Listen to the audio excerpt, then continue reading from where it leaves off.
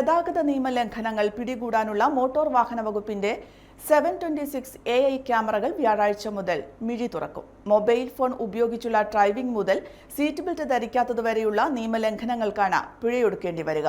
എന്നാൽ വേഗപരിധി 2014 സംസ്ഥാന സർക്കാർ വിജ്ഞാപന പ്രകാരമാണെന്നത് നിയമക്കുരുക്കിന് കാരണമായേക്കും.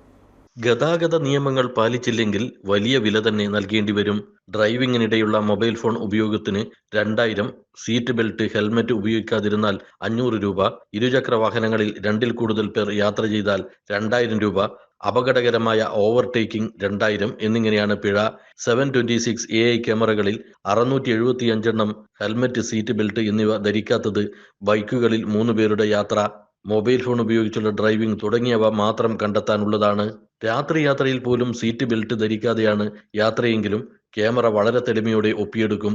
ഒരു ക്യാമറയിൽ രേഖപ്പെടുത്തിയ കുറ്റം തുടർ യാത്രയിൽ ഒന്നിലധികം ക്യാമറകളിൽ പതിഞ്ഞാലും അത്രയും തവണ പിഴ നൽകേണ്ടി വരും.